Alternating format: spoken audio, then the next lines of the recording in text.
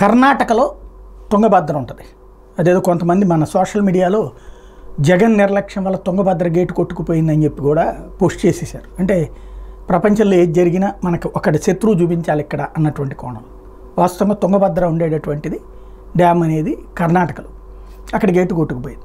వాళ్ళని చూసి మనం నేర్చుకోవాల్సింది, సిగ్గుపడాల్సింది ఒక పాయింట్ ఏంటంటే, ఆంధ్ర తెలంగాణ రెండు రాష్ట్రాలు కూడా ప్రతి దాంట్లో రాజకీయం చేసుకుంటూ సాగటం.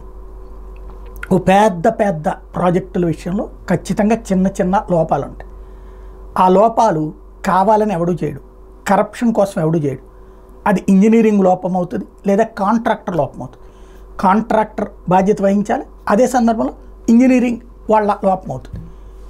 అంతే తప్పించి దానికి అధికార పక్షంలో ఉన్నటువంటి వాళ్ళని తిట్టేస్తూ శాపనార్థాలు పెట్టేస్తూ, లేదంటే నిన్నదిగిపోయినటువంటి వాళ్ళని అధికార పక్షం వాళ్ళు మాట్లాడుకుంటూ ఇలాగే సాగిపోతూ ఉండటం వల్ల అధికారులు బతికేస్తున్నారు. అంటే తప్పు చేసేటటువంటి వాడు బతికేస్తున్నాడు, అలాగే కాంట్రాక్టర్లు బతికేస్తున్నాడు. డబ్బులు వాడు తినేస్తాడు, వాడు హ్యాపీ. మధ్యలో నువ్వు దొంగ అంటే నువ్వు దొంగ అనుకోవడం, అసలు దొంగలు తప్పించుకుంటున్నారు. ఇక్కడ తుంగభద్ర డ్యామ్కి సంబంధించి చెక్ చేయాలి వాటర్ వచ్చే ముందు.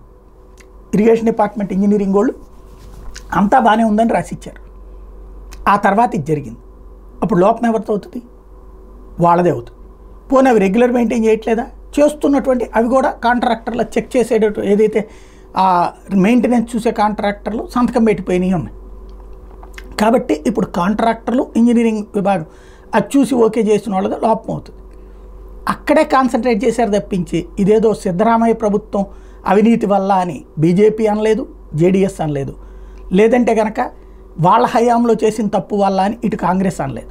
అది చూసి మనం కూడా మారితే బాగుంటుంది. బట్ మనం మారుతామని రెండు తెలుగు రాష్ట్రాల వాళ్ళని చూస్తే నాకైతే అనిపించట్లా.